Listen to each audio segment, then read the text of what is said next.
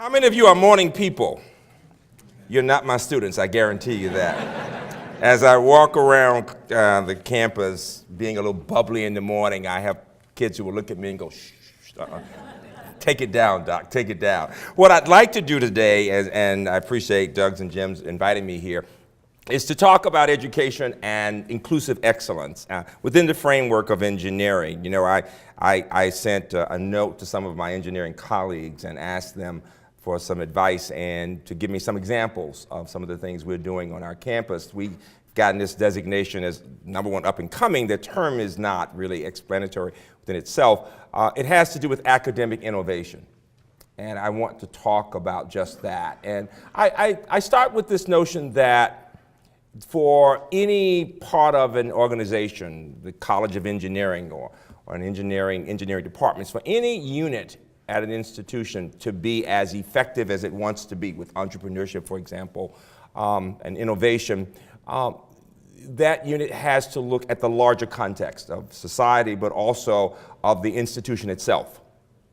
It's difficult for a dean of engineering or engineering faculty to be their best and to really to support and promote innovation if there isn't a climate of that innovation throughout the institution, because you're not self-supporting in all ways. Your students in engineering are being exposed to people in the arts and humanities and social sciences. And if you find that people in other disciplines tend to look down on or not to appreciate the value of innovation and entrepreneurship, you're not able to support students and to inspire students to be their best in thinking about these things. And I bring that up because I have the privilege of working with new college presidents every year in the Harvard program, and I've done it now for maybe 15 years. And one of the questions that I get from new presidents is this: how do I help my colleagues in the STEM areas not to think that high standards will necessarily mean most people won't make it?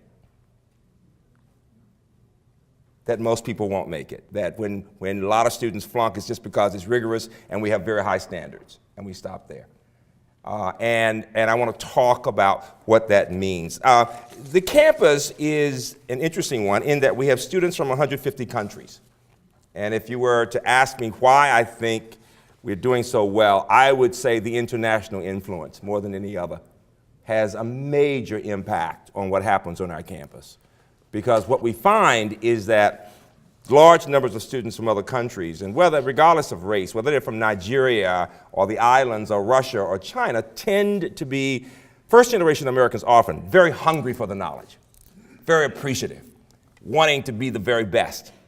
I remember we have a lot of focus groups on our campus, and I remember having a focus group to talk about study habits and how much people studied. And what we found was that the shorter the period of time in America, the harder the people tended to work. It sounds simplistic, but it was very interesting. That's not to say you don't have some people born in this country who work hard, but quite frankly, the students from other countries just seem to be so intense about it. And I was asking a group of students from all over the world, there were maybe 20 in the room, and I said, well, why is that? Why is it that it seems that those sometimes who haven't been here as long or who came when they were 13 have just worked so hard? And a young woman from Jamaica said, I don't mean to insult my American friends. She said, but it seems to me that for many Americans, going to college is grade 13. It's what you do. Particularly if you have the money or the advantage, this is the next thing that you do. She said, and so it's the icing on the cake. She said, but for me, if I don't succeed and become this physician that I'm determined to become, my younger brothers and sisters may not eat. And so education is not the icing on the cake, it is the very bread of life. And there was a kind of sense of urgency that she had. And it was so important for my American students to see the look in her eyes as she talked about education as the most important thing in her life. And so I start with that notion that somehow in America right now, we have this challenge when thinking about the global marketplace and competitiveness, global competitiveness, to think through how to help our students to understand what we see when we look around the world. Some of you have read Daniel Pink's, how many of you read Daniel Pink's book, A Whole New Mind? Good. If you haven't, you should read it. And the next one that came out from him is Drive, on motivation. Another one which is really significant, and I was really impressed with Doug's using as a beginning, something in the spirit of a whole new mind. That tree I found fascinating. We all had different perceptions about what that meant. For me, the first thought I had was the notion of rigid defiance. There's a quote that you may remember that said that a major tree, an oak tree or whatever, will be able to last because it does not stand in rigid defiance. It learns how to be more flexible. You notice how it was bending, but it didn't break because it had the ability. And I thought about how important that symbol was in a conference like this, because the challenge we face as we think about our institutions and the culture of our institutions, one of our challenges is to encourage and support both colleagues and students in opening their minds and thinking about the possibilities, ways in which we might be somewhat different. One of the points that he makes, that Pink makes in the book A Whole New Mind, is this. He says that the era of left-brain dominance and the information age that it engendered is giving way to a new world in which artistic and holistic right-brain abilities mark the fault between who gets ahead and who falls behind. Our brains are divided into two hemispheres. The left is sequential, logical, and analytical. The right is nonlinear, intuitive, and holistic.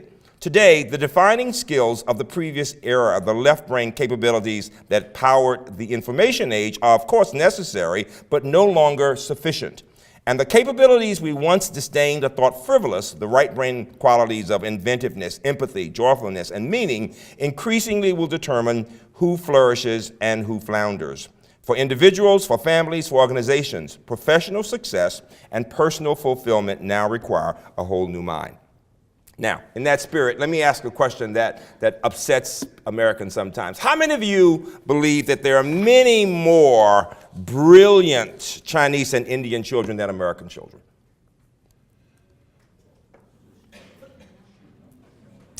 I have some hands, others begin to think about the questions, right? I have others saying, how could you possibly say that? Don't you believe in our children somehow? Of course I believe in our children. I still think we have the greatest country in the world. But it's not a politically incorrect question, is my point. It is, quite frankly, a mathematical question. Now, I am somebody who's always gotten goosebumps doing math, absolute goosebumps. This is, and I have promised in every speech to mention, this is the 50th anniversary of the Children's March in my hometown, in Birmingham. And I was privileged to be a part of that march and had the experience of literally sitting in the back of the church being placated by doing math problems. That was the only way my parents could get me to sit there and listen to people talk. Doing math problems and listening to a man say that if the children participate in this march, they'll have a chance to go to a better school. And I wanted to go to a better school because I was always a fat little nerd. I always wanted to be the best. And I always knew those schools for the white kids, quite frankly, had more resources. And so I've always associated math and being empowered to do more and more and more. And what is significant is that in our country, we tend to think about, of course our kids are as bright as anybody else. Well, of course they are. But mathematically, here is the point. You have 1.3 billion Chinese, 1.1 billion Indians in the world. Now, the top 10% of any population will be extraordinary. You put those two together, you got 2.4 billion people. 10% of 2.4 billion is, this is one group who can tell me the answer to that. Come on, what's the answer? You said, like, obviously. Well, you'd be surprised how many American audience look at me like I'm crazy when I ask that question. Wait a minute. But so 240 million people, right? Well, America has about 310 million people. So those two countries have almost as many geniuses as we have citizens. Think about it. So when you go to anybody's doctoral program, whether it's at UMBC or wherever in the country, you will find those two populations heavily, heavily represented. As Norm Augustine would say, 2/3 of the PhDs in engineering are granted to people from other countries. Heavily, those two. Now, I find that a remarkable statement for this reason. First of all, it's wonderful that our universities are so good that people from all over the world continue to come here to get an education. Number two, if you come to my part of the country in the Baltimore-Washington corridor and you go to the national agencies, whether it's NIH all the way to NSA, you'd be surprised how many of the people in those agencies started their education in other countries. And so we have been privileged. The only reason, quite frankly, many would say that we have been as powerful as we have been is that we have attracted the best of brain power from all over the world. The challenge, as you know right now, is that many of the people who come to this country don't necessarily have to stay here when they graduate. In fact, my Indian students in mathematics and stat are often, and computer science are often going back now, sometimes working for multinational companies like IBM over in India. And that's fine for the company, but when thinking about what's going to make this country as competitive as possible, we need as many people here who will become interested in science and engineering and who will do well. So the point is that we know we cannot compete on the basis of numbers. As powerful and as healthy as our country is, it is a small country in terms of population. What we have that has made us as special as we are, quite frankly, innovation and creativity. Innovation and creativity. And having such a rich diversity of people. If you look at the Nobel laureates throughout the 20th century, you'll find that many grew up in homes in New York, for example, where parents didn't speak English well. They came from different countries in Europe. They went to the poor man's Harvard, City College, or Brooklyn College. They went on and became the very best, from the arts all the way over to engineering. And just look at the Nobel laureates, and you'd be surprised at the surprisingly disproportionately large numbers who began their education in other countries. I think the point about this is not to say anything that's disparaging, but rather to be inspired. Because what made the difference? Values. Values. There's no doubt about it. I love this foundation's emphasis on societal impact and knowing that people want the personal fulfillment and the idea of combining the technical skills and the customer engagement coupled with the idea of societal values and what we do to make a difference in the lives of people. I had the privilege of speaking to top 200 leaders at Northrop Grumman recently. We have a major partnership with them. Northrop Grumman has worked with us in setting up probably 15 to 20 cybersecurity companies. The campus has 85 companies on campus. We have biotech to IT companies started by our faculty, our graduates, and people from the Hopkins campus, and also in collaboration with a range of different major institutions. One of the reasons that Northrop Grumman decided to work with us in helping some of the young entrepreneurs in cybersecurity to start companies was they said, let's look at how younger, smaller companies can be as entrepreneurial and innovative as possible and see if we as a major company, as a large company, can learn from them. Because the larger we are sometimes, quite frankly, the more resistant people can be to change. And so it spoke volumes about Wes Bush as the CEO and others that people wanted to look at ways of working with other kinds of institutions and companies in an effort to build diversity of different kinds. One of the exciting areas right now that they're working with us on is getting more women into those areas in cybersecurity. When you look at the cyber competitions in our area, what is, to me, an embarrassment for our country is it's 95+% men, primarily white men.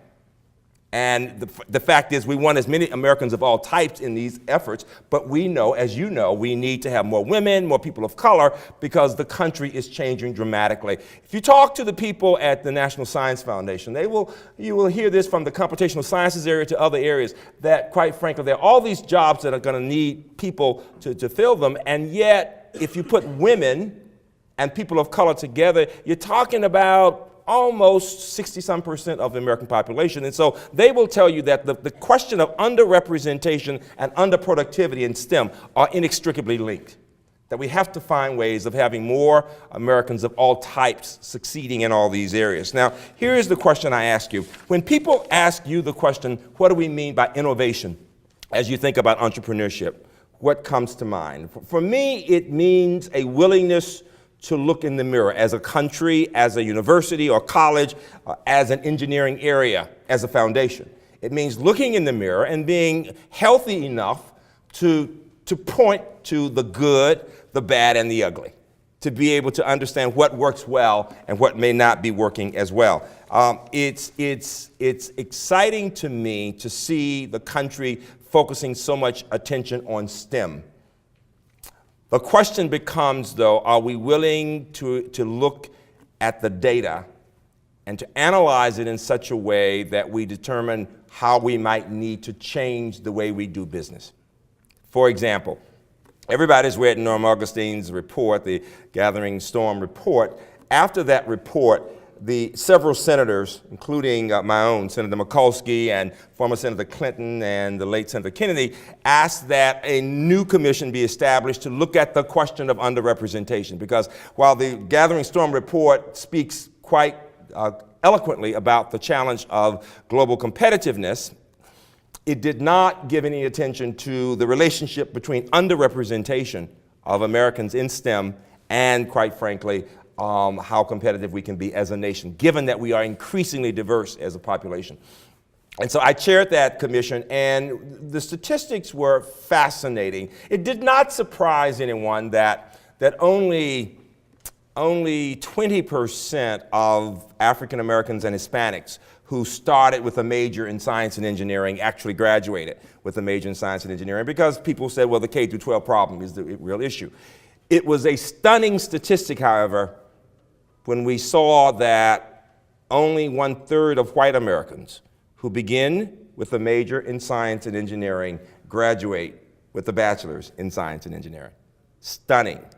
And even for the highest achieving group in our country, I just talked about it, Asian Americans, it's only 41%. Now, the first response from our colleagues on the commission, these were people from a range of institutions, from Harvard and MIT to Hispanic serving institutions and others. Our first thought was, well, the students are just not well prepared. But what we found is that while we know that K through 12 is an issue we need to focus on, that's just why Project Lead the Way is so important. My campus heads the effort in our state, and we've been educating hundreds of faculty members and literally maybe 100+ high schools and middle schools, and working on project-based management. It's very interesting to see how we can increase the numbers interested in engineering through Project Lead the Way. But the fact is that beyond the K through 12 issue, there's another fundamental question. How many universities can tell customers, if we think about potential families as customers, how many universities can tell those potential students and their parents the probability that a student who enters that institution will actually, interested in engineering, will actually graduate in engineering? I want you to think about that just for a minute. Few institutions have looked by gender, by race, by department in engineering to say, okay, we had 100 white women who started in mechanical engineering, and of that 100, 30 actually graduated, or whatever the number is. And so one of my points to you today, in the spirit of a whole new man, is to go back and get the data. In fact, I would say this: if somebody in this room right now can tell me by race and gender the probability of a student entering the institution in engineering, in your particular department, for example, the probability by race and gender that that person will graduate, I will give you $1,000 on the spot. Don't you dare raise your hands. I'm speaking metaphorically. Good humor, not a bad thing, not a bad thing. But I'm saying it that way to challenge you, because most places, I mean, some places have begun to look at that, but as a rule, we've not done it. And here is the point that sounds counterintuitive. And listen very carefully. Sylvia Hurtado at UCLA has done a lot of work looking at performance of students by race and gender. The higher the SATs or ACTs, the higher the number of AP credits in math and science, the more prestigious the university, the greater the probability the student will leave science and engineering within the first year or two. Let me say it again, because it sounds absolutely the opposite of what you'd expect. The better prepared the student is, the more selective the university. The student enters in engineering and science. Within a year or two, the student has left. I have gotten a lot of honorary degrees because of what UMBC is doing, and the fact that we've made such progress in some of these areas. And I was at one very prestigious institution, and they had students in the humanities stand and students in the social sciences stand, and one of the students gets up and gives a wonderful address in Greek, and it's just amazing, and somebody else is talking in Latin, and amazingly, they had the students graduating in engineering to stand, and people giggled. Why did they giggle? Because there were so few. Because so many students had started in those areas and did not succeed. Now, what usually people will say is, well, they just want to go and make a lot of money, so they went into whatever, to go to Wall Street. Not true. If I go to college as the valedictorian from my school, and all of a sudden, I find myself getting a C or a D in the engineering or the chemistry, and I get an A in the humanities, of course I like that humanities course better.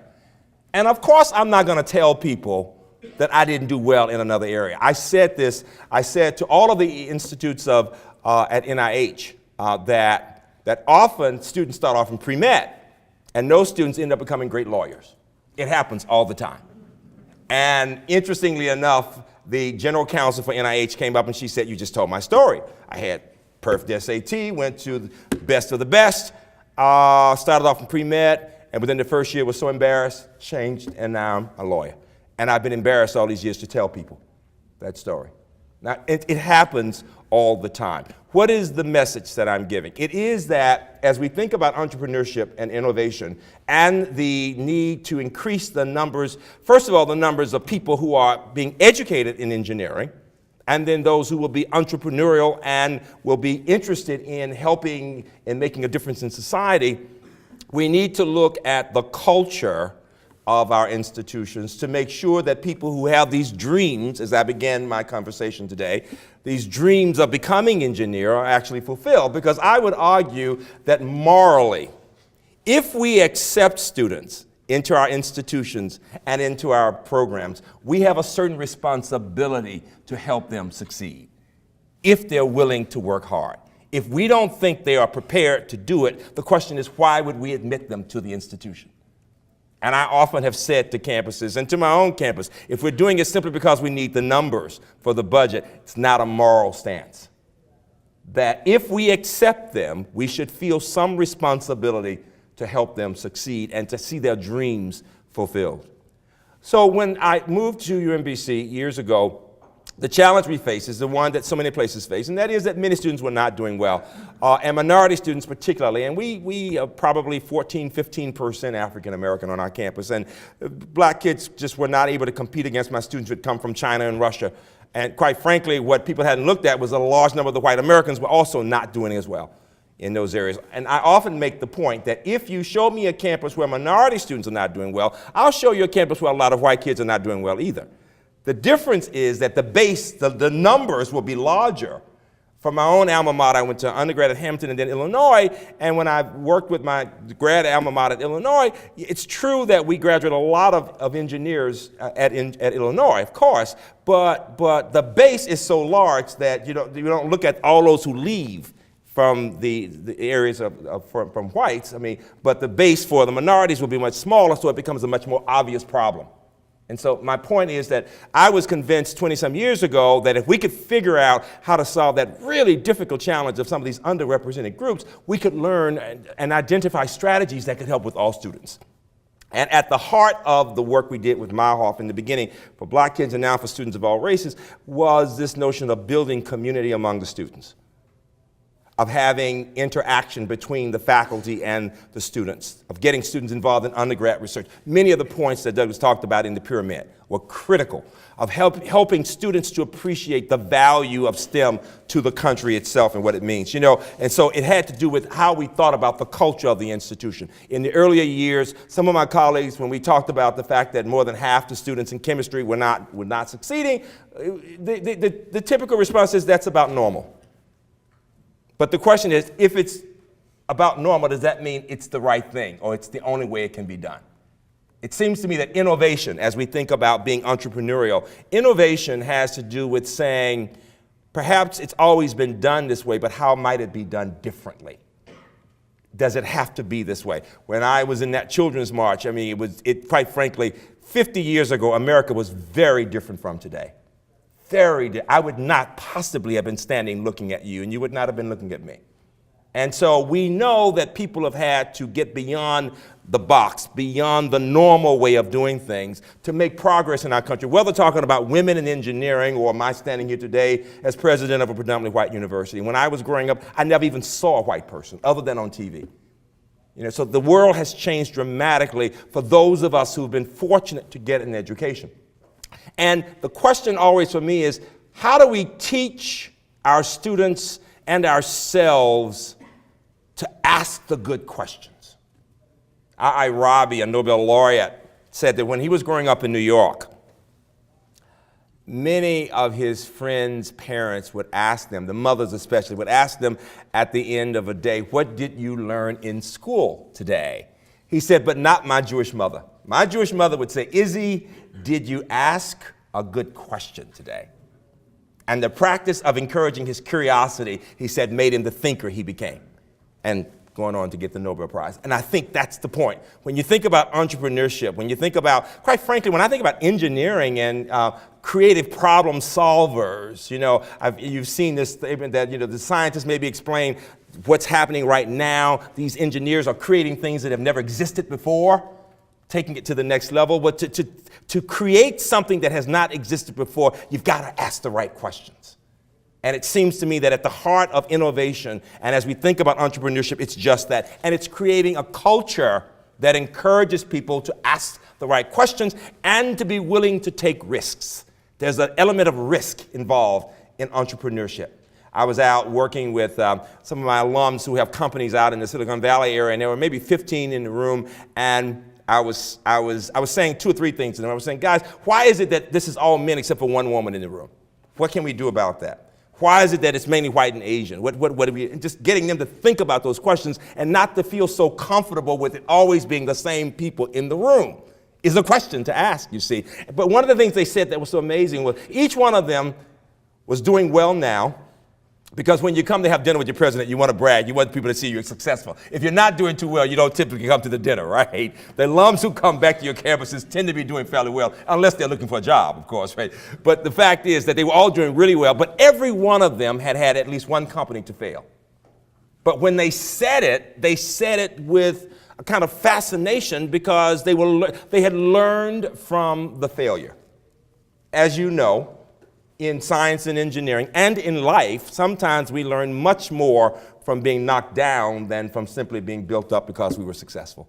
I mean, the question is, what do you learn from? And it was not an embarrassment that they had tried something and it didn't work. It was rather an opportunity to learn and to set a foundation on which they could build and do much more. Interestingly enough, when thinking about culture, Gary Kelly is the CEO of an organization that I am really impressed by. And the organization is called Southwest. I'm very impressed by Southwest. I watch how employees on the planes act. And he talks about the values they have, about supporting each other, about engaging with customers, about having fun in the process and being a little silly sometimes, not taking themselves so seriously. And there's a climate there, I think, that is fascinating, particularly different from what we tend to have in universities. I sometimes say to my colleagues, folks, let's laugh a bit more, because the academic way is to be a little cynical. You say, you're looking, you're asking questions, but you don't tend to laugh a lot. I am convinced that the most interesting and creative environments will have both the hard questions being asked, but also a time not to take ourselves so seriously and to be able to get beyond the linear approach to whatever we're doing. But he said this that I think is fascinating. He said that the term culture seems to have gained steam recently, and it's now a buzzword used in most companies and business schools. Admittedly, culture is hard to define, but he said, your business plan actually is what you are, but culture is who you are. I really like that. The culture is who you are. My colleagues and I have been talking a lot about culture, and the former provost at UMBC and I wrote a piece called Changing the Culture on Campus, and we said this: we view the culture of the institution as manifesting itself in every aspect of daily life on the campus. It is reflected in the questions we ask and those we don't, the achievements we measure and highlight and those we ignore, and the initiatives we support or don't support. We believe that changing our institutional culture to focus more directly on broad societal challenges is critical to the future of higher education and to the larger society. And so when you think about the culture in engineering on your campuses, I'd ask you to think about the question, how does the culture in engineering compare with the culture of the overall institution? To what extent is the president or the provost and others on the campus actually appreciative of the culture you're developing in your programs that focus on entrepreneurship and innovation? And do students see the consistency between what you're doing there and what happens in the rest of the institution? Is there an appreciation, quite frankly, of the value of science and engineering to society? Again, Norm Augustine talks about, and he's on our board of University System of Maryland, a number of students, he says, have shown that 50 to 85% of the growth in America's GDP is attributable to advancements in science and engineering. And based on the experience of the past 50 years, each percent increase in GDP corresponds to an increase of about 1 million jobs. And so the question becomes, are campuses appreciative of the role of engineering and science, and how best do we create an environment and a culture that encourages faculty members, quite frankly, to look at ways of increasing the numbers of students who have some success in science and engineering? You know, I find it very interesting that as I've talked around the country about this underrepresentation, and about the fact that when you look at the 24-year-olds in America, only 6% of all 24-year-olds in America have bachelor's degrees in science and engineering. In Europe, it's about twice that percentage, and in some Asian countries, much more than that. And we know that to be competitive and to continue to be one of the top countries in the world, we're going to need to find ways of increasing these numbers. Let me give you 2 or 3 examples very quickly of what we're doing in engineering, and then go to questions. Ann Spence, who leads our Project Lead the Way, is also one of our really spectacular faculty members in mechanical engineering, and interestingly enough, has helped to lead an effort in engineering, as we've had one in science, focused on redesigning courses. And the University System of Maryland has worked to begin getting other institutions in our system to do that. The Chemistry Discovery Center, if you go to the UMBC website, and many of my students in engineering are in chemical engineering, and I should tell you, in our state, we have the highest percent in STEM for all institutions other than the Naval Academy. 45% of our bachelor's degrees are in science and engineering. About 60% of our students start in that area, and about 45% right now the degree. So that gives you a sense of the retention in those areas. We've been working to increase that number. But the Chemistry Discovery Center is fascinating because it's based on the concept of entrepreneurship, with the problems coming out of biotech companies on the campus, and more important than that, with the emphasis being on group work for much of the course, with the lecture focusing on what students don't understand, with our not giving them the theories, but rather they're having to discover and fight to understand the theories. When you go into the Chemistry Discovery Center, you hear laughter and you hear people arguing in the most constructive of ways, and everybody's using technology. Nobody's using paper and pencil. You've got one person at the whiteboard who is the project manager, somebody else who's the blogger, somebody else who's the provocateur. Everybody has a role in a group of 4. And the roles change throughout the semester. I get plenty of emails the first part of the semester from students saying, I hate this course.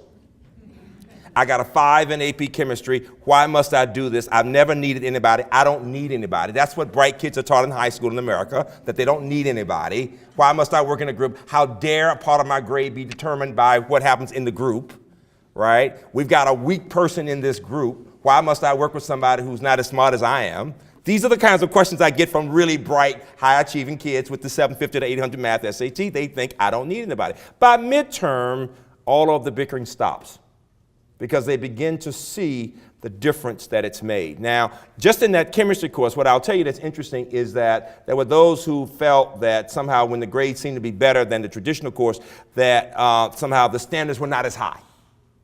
If more students are doing well, it must not be as rigorous. That's the immediate response.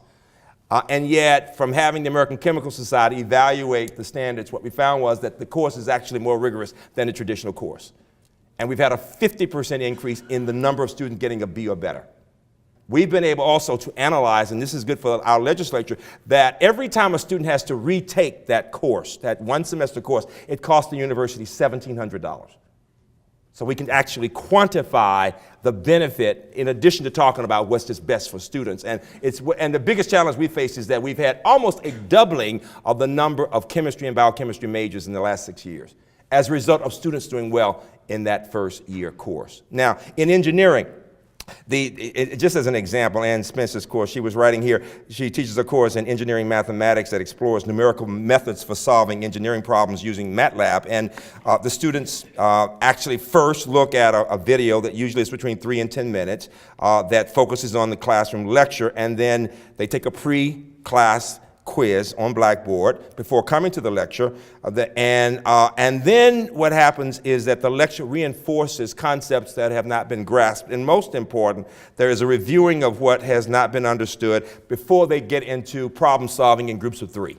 And so it's what's happening now in a lot of places, flipping the course so that you're emphasizing the group work in the class, and they are preparing for the class and empowered to learn as much as they can on their own before they come. The result has been a 10-point increase in average scores on the exams through the final over several years, and with the quality of students' background being the same, with the same concepts and materials developed. Now, why is that important to go through the evaluation? There are, on all of your campuses, there are some people who are interested in rethinking how things are done, and there are other people who would feel things are just fine. And the question becomes, how do we encourage and support colleagues in perhaps rethinking the approach in some cases? For us, it started about 10 years ago when we became the first Kauffman campus in our state. To have one of these grants focused on entrepreneurship. And the reason I keep talking about the relationship to other disciplines was this. At first, some of my colleagues in some disciplines thought that we were tainting the institution by becoming so closely connected to being, seeming like what they said, so vocational in approach. And then what was really fascinating was when some of the alums from the arts came back and said, we know our craft, and yet we know nothing about entrepreneurship. Or we have all these skills, but when it comes to revenues and expenditures and working with customers and looking at ways of building the business, we've not had those experiences.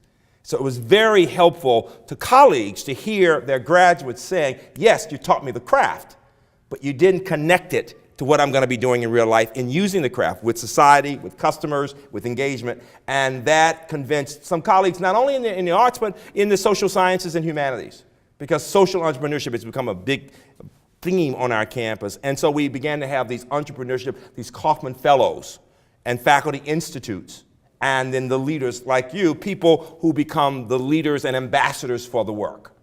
And still today in America, as all of you know, large numbers of people who've not been involved in entrepreneurship would somehow think it would change or tarnish the image of the institution to be seen as too vocational. And I'm a strong believer in the liberal arts. As I've said over and over again, first of all, I have to say to my colleagues in humanities and social sciences that math and science are part of the liberal arts. I won't allow one discipline to take, and that when I look at what we do in engineering, if you look at ABET accreditation standards right now, there's a solid rooting in the liberal arts, in the humanities. I mean, it's very clear when talking about ethical reflection that in accreditation agencies now, ABET talks a lot about that. And so whether one's going to be an engineer or a physician, we know it's very important to look at societal values and impact on society.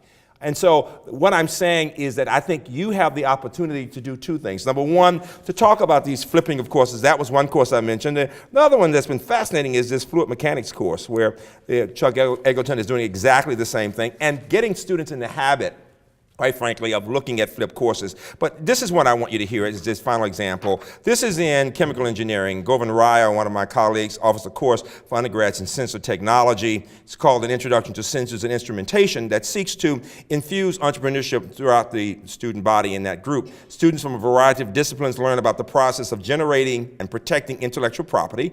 They're required to come up with a conceptual product based on sensor technology and develop a business plan around it. For a capstone assignment, groups of students propose a product based on solid technical fundamentals while at the same time conducting market surveys analyzing the competition, and developing financials. This holistic approach exposes them to the real world and moves and breaks down the silos that often exist across disciplines, even within engineering.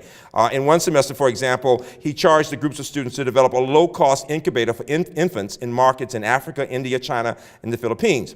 They had to understand the local needs, the healthcare sector, parts and materials available locally, and develop products and a sales strategy particular to the location.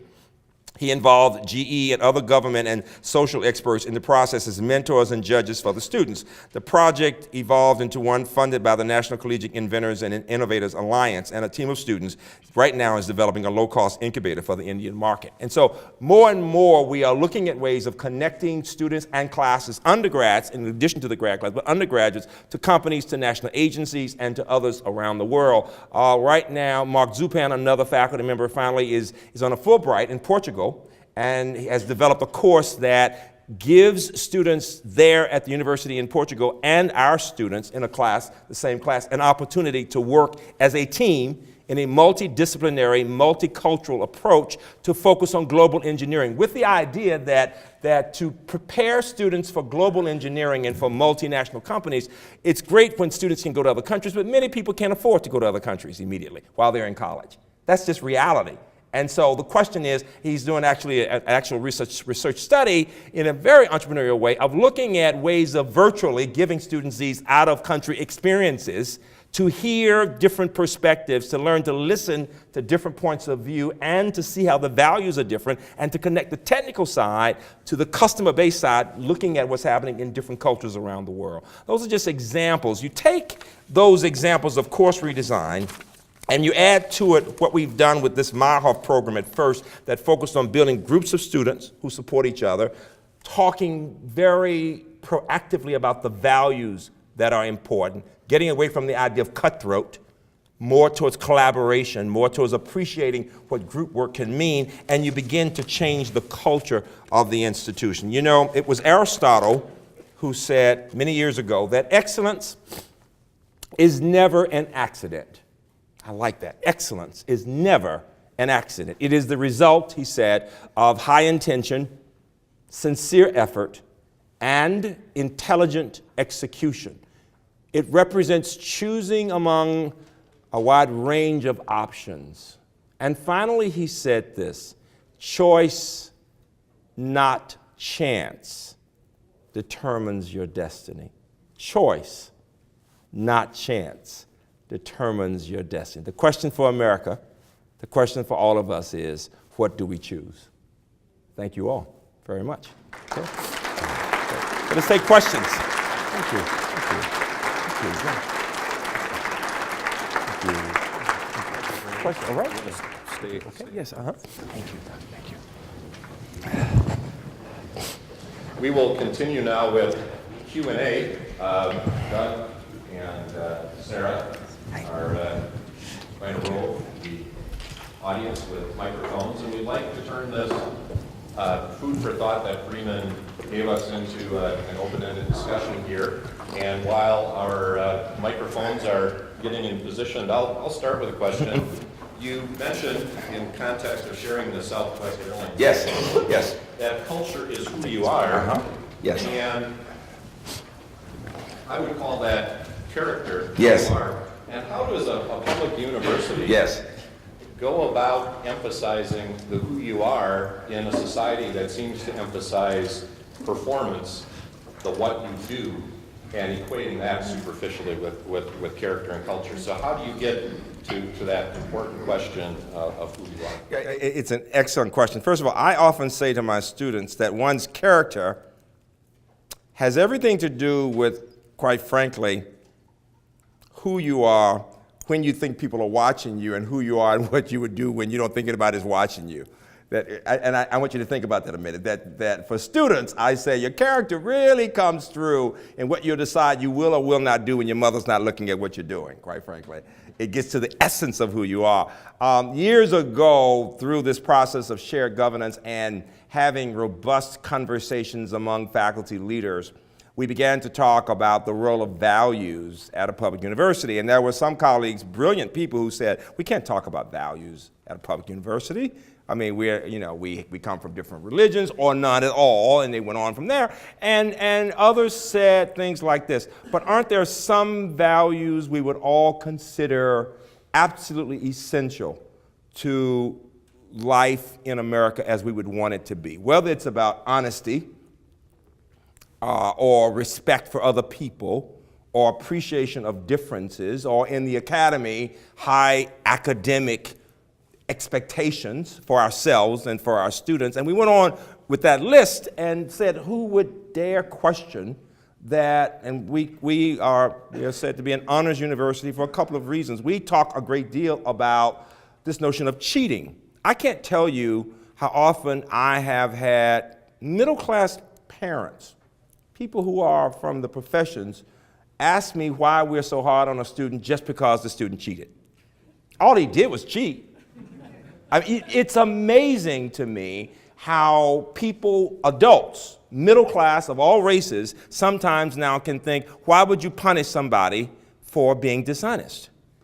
It's my son, right? And the fact is that we are educational institutions, and so we do need to understand we all make mistakes, and we have to give people support in dealing with that mistake, but we also, it seems to me, when talking about values, have to make the point, I think at our university, and I would say in our country, that it's wrong to cheat, that it's wrong to be dishonest, or not to respect other people, or to steal from people. And so, for me, Jim, as I think about character of the country, of our nation, and of our institutions of higher education as a sector and of individuals, character has everything to do with the values we hold dear and our willingness to stand up and say what those values are and how important we think they are in living our lives. And the good news for my campus is that my colleagues, even without agreeing sometimes to disagree,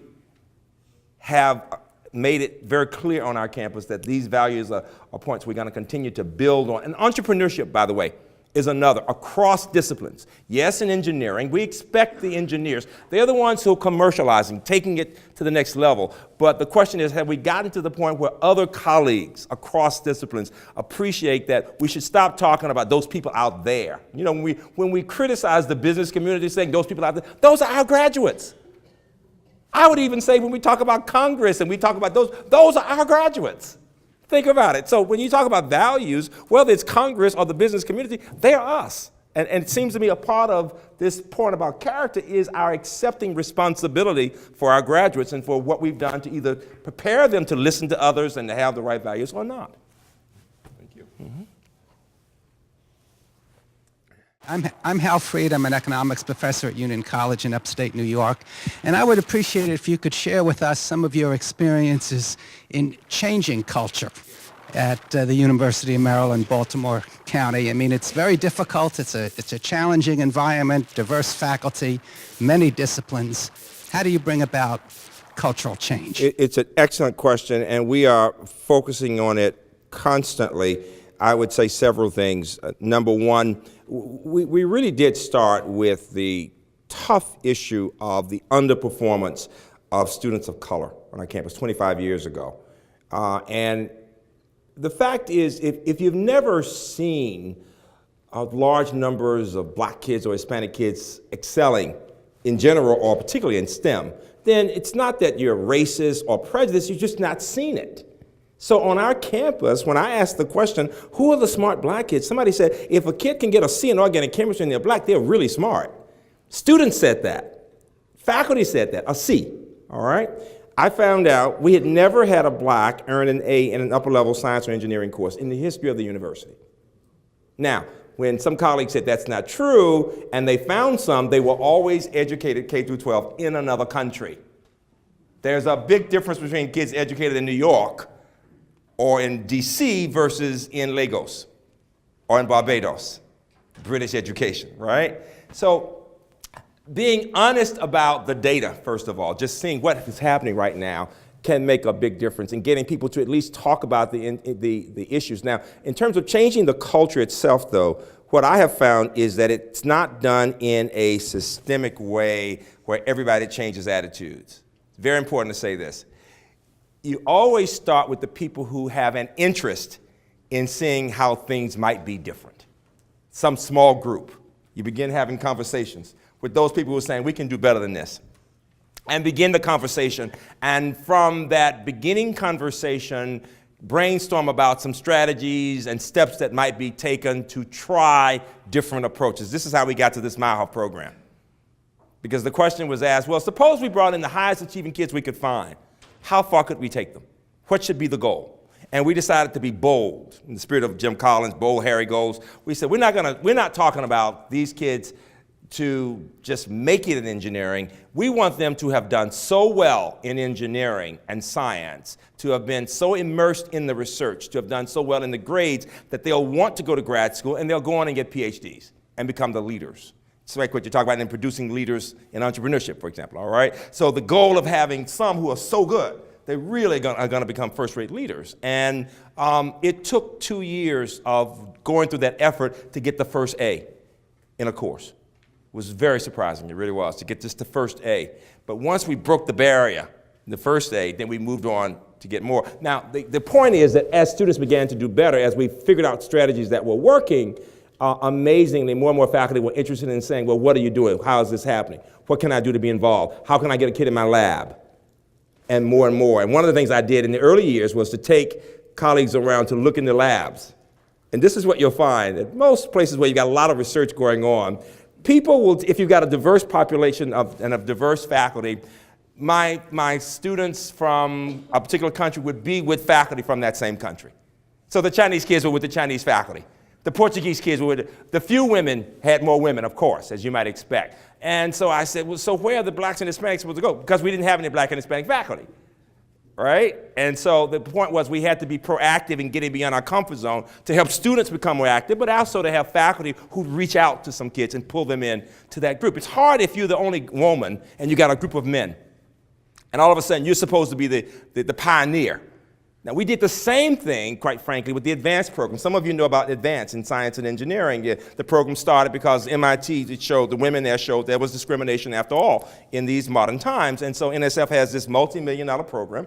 We got one of the grants, and I decided to be the PI on the advanced grant because I wanted to make the point that men should be as concerned about the underrepresentation of women in STEM as anybody else, because it's not a woman's problem, it's an American problem. Just as whites have to be involved with the minority issue, because again, it's an American issue.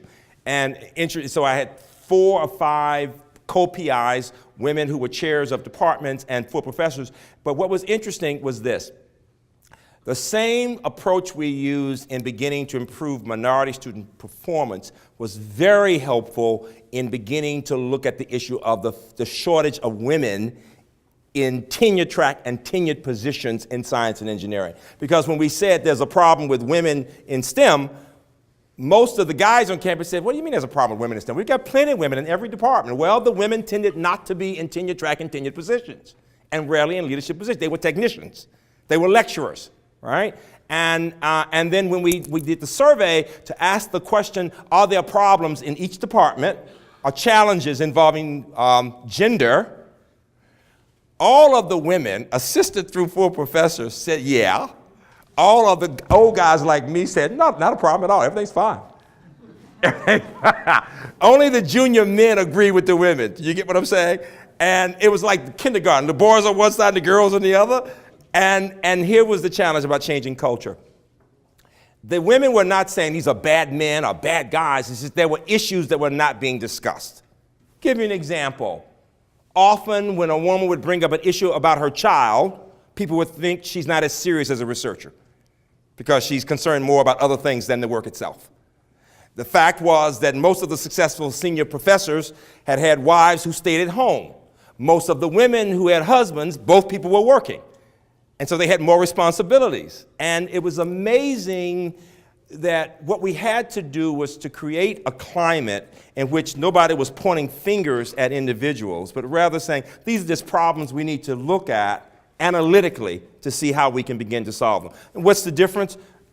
10 years ago, only 12% of our faculty, tenure track and tenured faculty in STEM were women, 12%. Today it's 39%. With 51% of our assistant professors who are women. having everything to do with looking at the data, getting small groups together to discuss the issues, and then brainstorming about ways that we might make a difference, whether in mechanical engineering all the way over to physics. Same kind of issue. Same kind of. And right now, if you were to ask me the biggest problem with gender diversity in America, I would say it's in the computational sciences. Even worse problem than in mechanical engineering. We've got many more in chemical. I'm really proud that half of our faculty in chemical engineering are women right now. But in computational sciences, if you don't know it, we've had a 50% decrease in the numbers of women cross races in America in the last decade. A 50% decrease in the number of women. It's down now to something between 15 and 20% of the majors are women, at a time when we need more people in these areas than ever before. So changing culture has to do with getting the data, understanding it, and then isolating particular parts of the problem and deciding how you might work on it. For us, the solution right now involves a Center for Women in Information Technology and Engineering. They're CWIT scholars. And these are women and some men focused on helping K through 12 and other women to succeed in engineering and IT, and actively being ambassadors to talk about the issues. A part of changing the culture means talking about whatever the issues are. And this is why I'm saying the issue for all of you, I'm saying as a part of your entrepreneurial spirit, is to go back and say, okay, so what is the probability that women who start off in mechanical engineering succeed? And if they're not succeeding, how might we bring some of them together to see what were the problems? What were the issues? I'll give you just one final strategy in terms of culture. If students earn C's in the first year of work, it's just about over. In math, in physics, in a lot of these areas, if you're barely making a C in the lower level work, it's really hard to believe you're going to make A's and B's in the higher level work. It gets harder, folks. We know that, right? And so the question is, how do you help build that foundation? And the other issue was, we were starting all the students in second, because a lot of our students, ours is an honors campus. So you're talking about that top quarter of my students, of the freshman class, the mean SAT math and verbal is probably 1450. And for black kids in the 1300s. So these are high achieving kids. And even they were not making it though, in a lot of cases. And here's the point. Many of them were starting with second year work because they already had 40 AP credits. And so doing analytics, if I were to tell you one thing I would suggest to you in the spirit of entrepreneurship, it's the same thing that companies do. How do we use analytics in higher education and engineering in order to have data-driven decision making?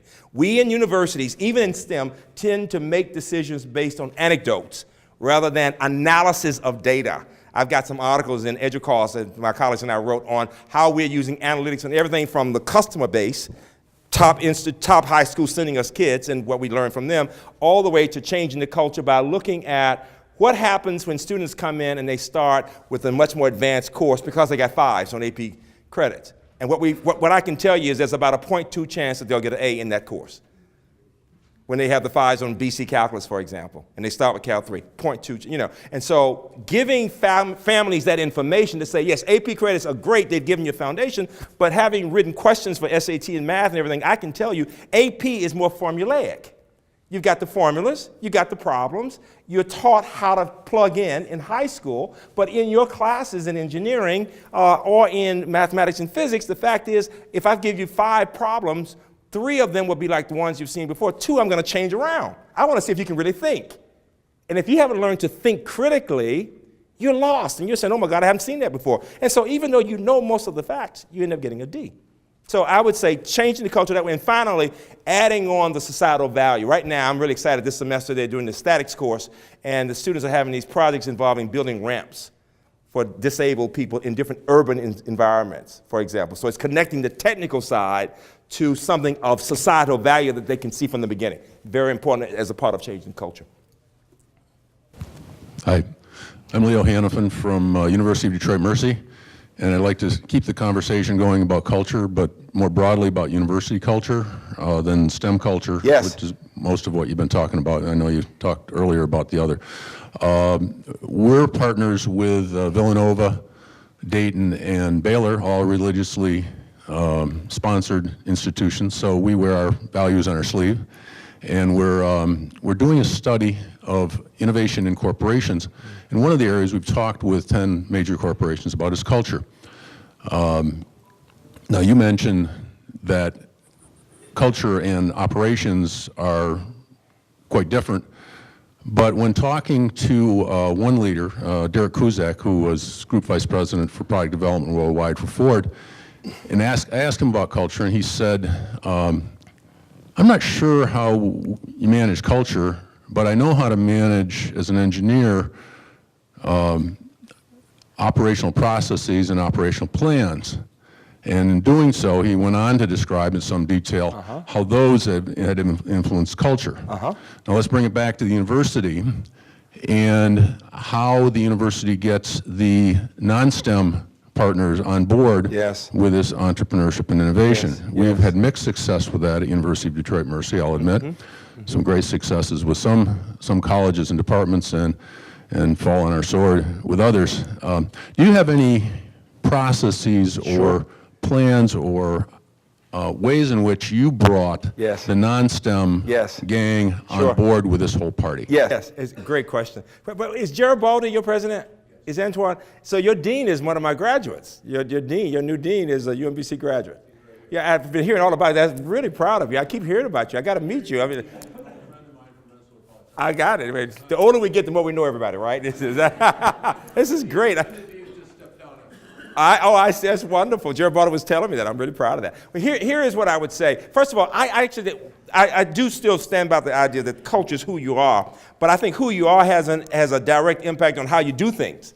So I would say the way we manage people in operations is directly connected to and with, quite frankly, the culture and who we are. They go back and forth. I was working with one of the national agencies in intelligence, and they said the biggest problem they have is they can find the technical people, but that the people don't know how to manage people.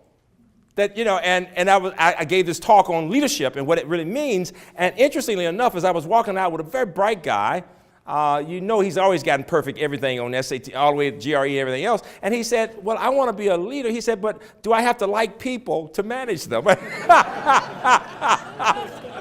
I love that. I just love that. It speaks volumes. And, you know, my mother was this English teacher, so I said, you know, it was T.S. Eliot who said about somebody, they had the experience but missed the point completely. He really so the point is that as I think about this relationship between culture and the operations and about engineering and the rest of the institution, or where we may not have this. What we found through that Kaufman experience was that, again, in terms of going back to the question about changing culture, identifying a few people who are willing to try something from history department, from the arts, from photography, for example, who are willing to say, well, let's see what this is all about. Getting a few people in a faculty institute, for example, can be fascinating across disciplines to hear different perspectives.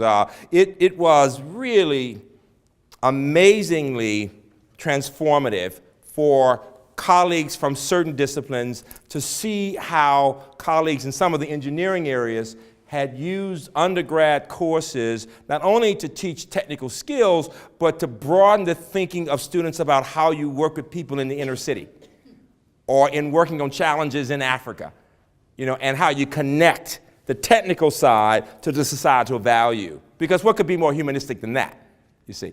And as a result, we began to get believers.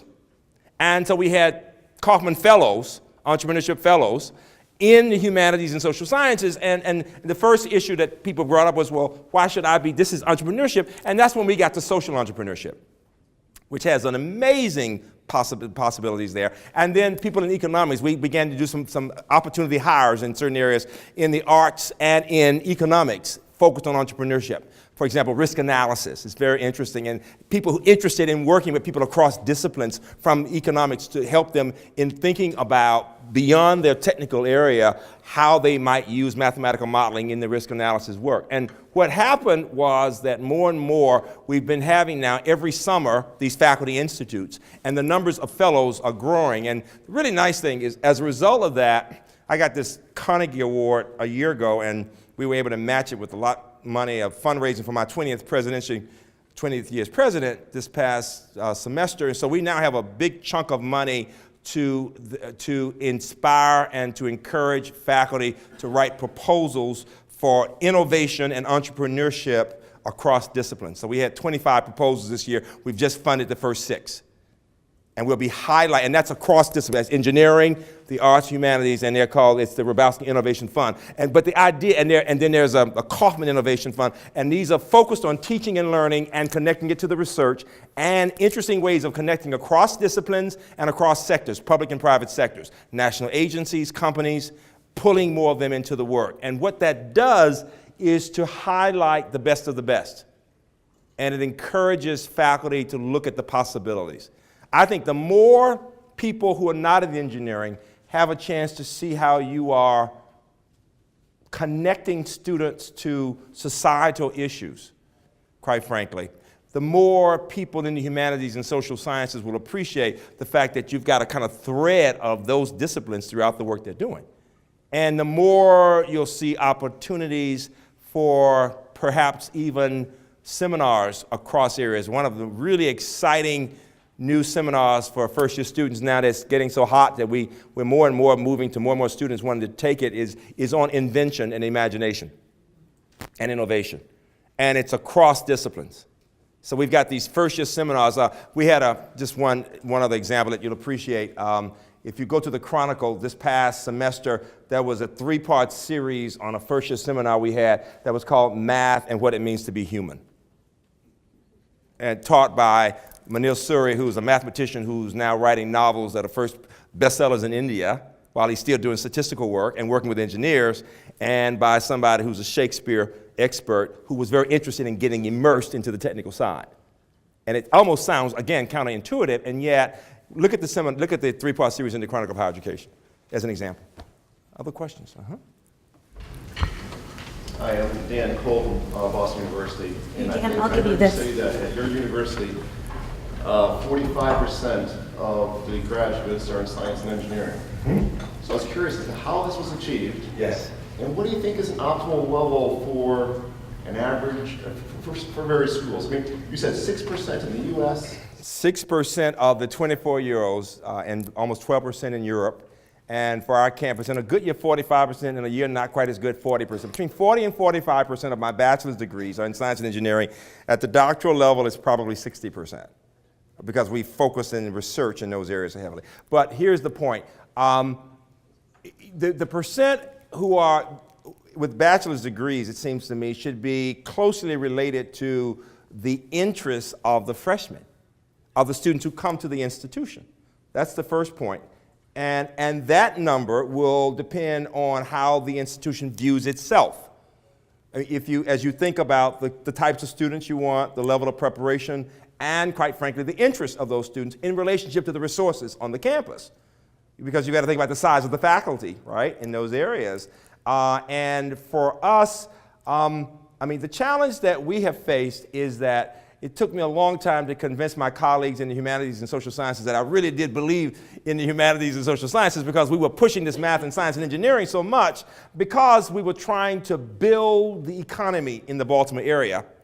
And people could get that. I mean, you could get them to see that if we can have more companies, now 85 companies, you know, lots of jobs for people, right? Now, I would say the creative class, the book by Richard Glass, is really important, that you need the artists and the humanities and those people too. What happened that helped us a great deal was that as a result of the success in producing more kids going on to engineering, we've got almost 1,000 graduates at the National Security Agency now, as an example. So large numbers of my graduates are pulling in kids. I mean, the coolest thing on my campus for an engineer or a computer person to say is, "Doc, can't tell you what I'm working on, I'd have to kill you." They love telling me that. You know, and now I said, boy, I was hearing that before you were born. So,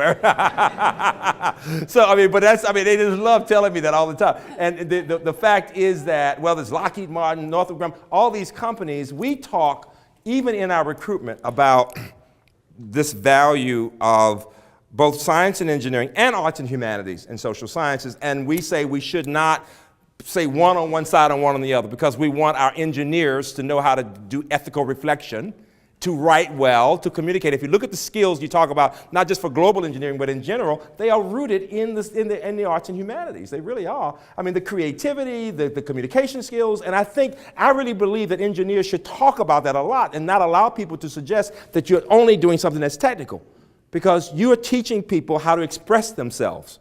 You're teaching people how to listen to the needs and problems that people face. And what we talk about is, I mean, you think about the three big areas: healthcare, we all want to live longer and be healthier, right? The environment, clearly, is a critical issue, Tom Friedman and all the books and what we're doing with global warming. And then finally, quite frankly, defense. And, you know, and in our area, we're really sensitive to that because of the intelligence community. And large numbers of my students are from military families. Thousands are from military families, and they want to serve their country. You know, and I shouldn't just say in defense, but also in making the peace. In making the peace. I've got engineers who are working with DOD on issues involving making the peace, which I think is just as important, which is even more noble than just defending your country. You know, I was amazed when one of the key people from DOD came and wanted to work with us on a grant, and he said, what do you think is most important to keeping a village supportive of America? And people came up with all kinds of things, and he said two things. He said clean water and basic health care. And he said, and it was amazing, he said, and we need the engineers who can commercialize products that can be easily used by people who don't have all the medical training. You know, and it was amazing for both faculty and students to hear that when talking about societal issues. Usually when we think about defense, we think always about war, but even more important than defending, it seems to me, is in creating the kinds of relationships around the world with people who appreciate that we use the science and technology to help humankind. And engineers are at the heart of that work, is what I would say. You know, the final point is, I think that I'm telling my fellow mathematicians, we've got to let the world know we are important. Because you see, all students in high school think it's cool to be an engineer. They don't think it's cool to be a mathematician. You think about it, they want to be, and I think we need both. You know, so I often will tease my students who are engineers, and I say, but we mathematicians are really philosopher queens and kings because you couldn't do the engineering if you didn't have the math. We're at the base of all of it. But if you think of what is the reason, let me ask this question. What is the number one reason that human beings are living much longer today? First of all, how old do you think? What was the average lifespan in 1900? Who knows? About 42, 43. That's actually, they say about 40. You're absolutely right. If they're lucky, 42, 43 in 1900. People, the average lifespan, think about it, 40. What is it today? 78. Yep. And for women, even higher. It really is. For guys, 78. Women, about 82. It's very interesting. The women, 82. It's really nice. The fact is, what's the number one reason? You already know. Somebody who doesn't, I want somebody to guess. One or two of you know. What would you say? Technology. But more specifically, the sewage system. I learned that from the National Academy of Engineering. Isn't that amazing? The sewage system, and people were dying because of contaminated water. Look at when they were writing the Constitution. Look at what happened in Philadelphia. People had to leave the city because of the fever. It was a real problem. And yet, as a former head of the NAA, he was saying, but engineers don't get credit for that. And a part of the issue, I'm convinced, and this is what I tell my students, a part of being entrepreneurial leaders, is for engineers to represent the discipline. To talk about how this is not just about the techies, this is about saving lives. You know, I think it's very important that we find ways of helping our students in technical areas to make the point that we are as much a part of helping humanity as anyone. That we use the humanities and social sciences in solving problems. We are creative, quite frankly, and we make a difference in the lives of people. There's nothing I think can be more contaminated water. We don't appreciate the value of clean water until we go to a country where you can't even brush your teeth unless you use bottled water. You get my point? That's because of engineers. And I think that needs to be said. Thank you for the really inspiring talk. It gives us a lot more ammunition, so obviously most of us are interested in carrying this message forward. So my name's Don Carpenter. I'm with Lawrence Technological University in Southfield, Michigan. A lot of what we've been talking about is very strategic. Yes. Many of us in the room are interested in very tactical type initiatives. Yes. We have a series of Shaping Entrepreneurial Engineers workshops that we've developed. Last year we did one on statics and mechanics. Yes. We're currently planning two others, several of us in the room. One is on thermofluids. Another one is on ethics and the influence of technology, ethical implications of advanced technologies. Excellent. So the tactical question is, you mentioned several courses that have been flipped that we would be, I'd like to know more information about. Yes. The hydromechanics course, the statics course, the chemistry course. How do we get in touch with those faculty specifically? Who should we contact to get specific information in terms of case study? That's excellent. I love that idea because I think that I'll give you just one institution that I think does a very good job of connecting people is the Howard Hughes Medical Institutions. If you look at what they do with HHMI researchers and the undergrad research, they have conferences of this kind for people across to share best practices, and there's such a need to do that. Ann Spence, S-P-E-N-C-E, is an amazing professor at UMBC who has done everything. She heads the Project Lead the Way. She's the master teacher in that first year mechanical engineering, but she also teaches this engineering mathematics course, and she can connect you with others such as Chuck Eggleton, who's the chair of the department who teaches the fluid mechanics course, and Mark Zupan, who is the global engineering guy, is really impressive. But Ann Spence can get you to all of those people in those areas. If you get a chance to look at because we're doing more writing, that's the other thing I would encourage you to do as you are developing courses and initiatives designed to foster innovation and entrepreneurship, to take the time to write about it. I know you've done some things, the Foundation's done some great things with Journal of Engineering Education, which I think is great. Because one of the challenges, and let me be very honest about this from my perspective, is that a lot of institutions, bigger places, public places, place less emphasis on undergrad education than I think should be placed on it. One of the reasons my campus is having such success is that my colleagues and I said years ago, who is it the public really cares about? They care about undergraduates. They want to know that returning students and freshmen are okay. All right? We expect grad students to do well. We expect that, and we need to give them support, of course. But I do think that you can help in the Foundation in leading the effort to get more public institutions of whatever size more focused on their moral responsibility to help students succeed. And for me, the entrepreneurship effort, the innovation effort will involve, yes, preparing leaders, but I'm saying even more fundamental than preparing entrepreneurial leaders is making sure people are succeeding and becoming a part of the workforce.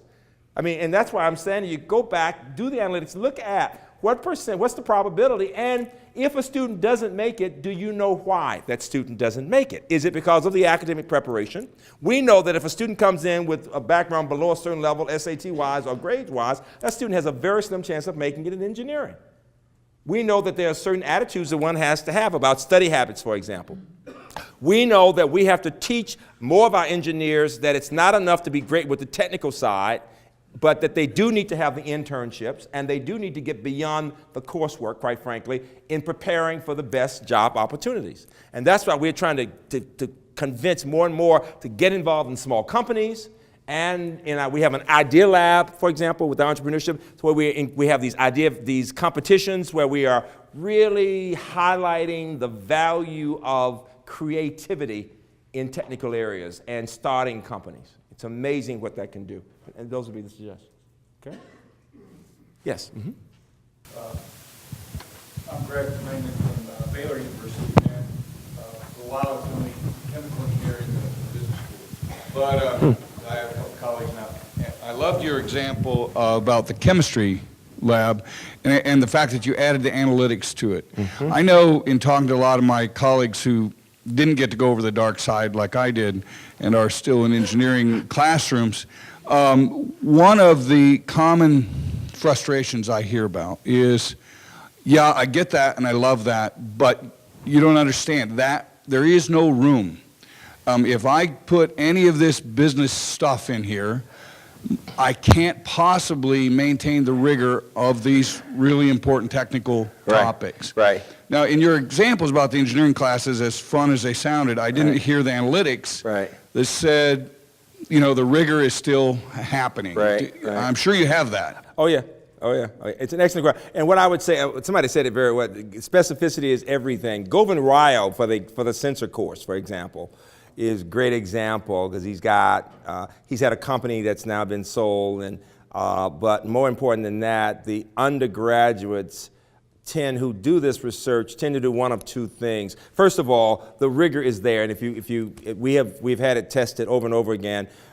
I mentioned that we've got 45% in science and engineering. We also have the highest percent who go to grad school. We have about 40% of students across disciplines, across races, going immediately to grad school.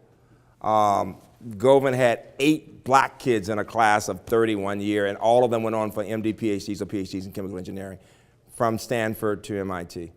between Harvard and MIT. So we do the analysis looking at performance in graduate schools, where they go to work, what employers say about them, and even more important when it comes to entrepreneurship, how many are willing to take risks and go to places that are not the big places, for example, or to start their own companies. And so we are documenting all the students who are beginning their own companies.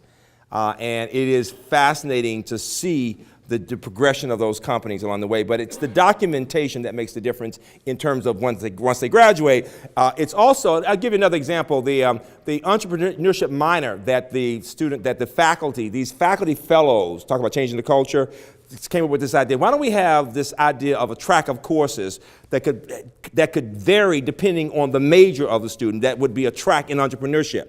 So, for example, in mechanical engineering, it got to the point now that I think there are 5 courses and a couple of labs involved, and 3 of the courses have already had entrepreneurship infused into the existing courses. And so to get this minor, they just have 2 more courses to take, which is also an incentive for more to do it. I will say something that I said to Doug last night that may be a little counter, but I want you to think about it anyway. You talk about producing 100% of entrepreneurs. Well, I take that in the spirit of 100% exposure to entrepreneurship education, because the fact is there are faculty and students who will never be entrepreneurs. There's some who will. You in this room are interested in innovation and entrepreneurship. There's some wonderful faculty who may not want to be entrepreneurs, but there's a certain mindset when you talk about an entrepreneurial spirit. Now, I mean, and it does involve something that can be a little scary. It's getting beyond that you're comfortable with. It's being willing to take more risk. You know, I've had a chance to work a lot with NIH, and for years, one of the challenges at a lot of the institutes, such as NIGMS and others, was that young scientists often were unwilling to take big risks, because if the risk failed, if they failed because of that risk, they wouldn't get funding. So they had to come up with particular funding for high-risk projects in order to encourage more people to do it. People are going to do whatever they think is going to bring the kind of result they want. And if they're only rewarded when something wins, they're not going to be very entrepreneurial. So the question is, how do you find those students and those faculty who really do have that kind of bent, so that if given the opportunity, they will push the envelope? Entrepreneurship really does require pushing the envelope. When we started the Research Park 20-some years ago, we had more resistance on and off campus than you could imagine. In the paper, it was, you know, and what were some of the reasons? Well, neighbors were saying, it's University of Maryland, Baltimore County, we are adjacent to the BWI airport, so we've got 500 acres. It was like a farm until the 50s. And so there was land that we could use, but neighbors were saying, if you start these biotech companies, you're gonna have all these germs in the neighborhood. This is the American way of thinking about science and engineering, folks, because we've not done enough to help them understand science and engineering help people. So my response was, and how many of you have lived here for decades? And they raised their hands, and I said this. I said, if my freshmen haven't blown you up in the chemistry labs, I promise you, the PhDs in biotech won't blow you up, all right? To which they responded, well, let's get rid of that chemistry then.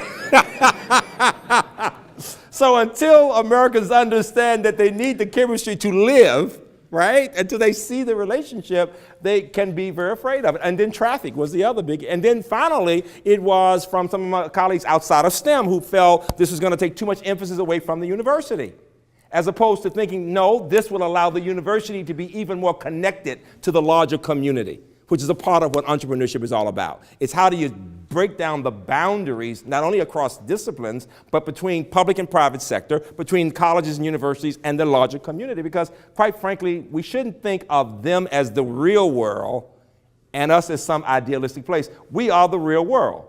We're preparing people for that other part of the real world, but think about it, we tend to use the metaphor, we're getting them ready for the real world.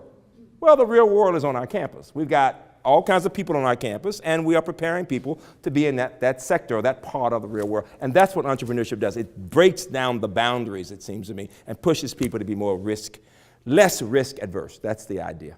Let me leave you with one thought. One final question. Did I see a question? Here's a question. I'm sorry. Oh, I'm sorry. Yes. I am Maria Vaz, and I'm the provost at Lawrence Technological University. And my question is also technical. Yes.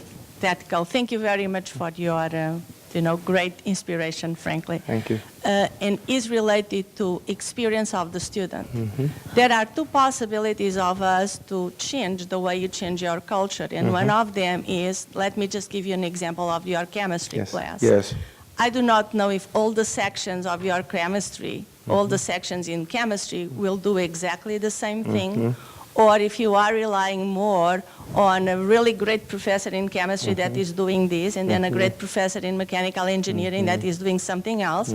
And the students, by having different experiences, end up having a great education. Or if you just work with all the professors in chemistry to make sure that the students have all the same experience, and then move into the different courses, making sure that the students have the same experiences. So these are two different strategies, and I would like to know what is your opinion. It's an excellent question, great question.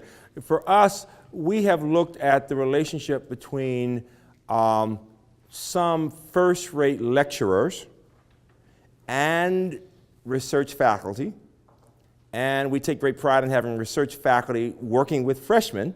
But we also have a level of consistency in some of the Chemistry Discovery Center work involving some first-rate lecturers who are PhDs, who are focused on teaching, quite frankly, all right? So all of the students go through the Chemistry Discovery Center, and there's consistency with certain people who are really focused on that work, doing research in that area of the teaching of chemistry. Same thing in teaching of physics and some other areas. As a result, they're all getting that experience now because faculty buy into this notion of group work, collaboration at different levels of enthusiasm. You're going to always have students getting all kinds of experiences. Some people will never decide to change, we know that. Others will try different approaches. For us, changing the culture means convincing as many people as possible to consider other approaches to doing the work, if it is the case that a number of students are not doing well in the class. And quite frankly, in any science and engineering class, a certain percentage are not doing well, on any of our campuses.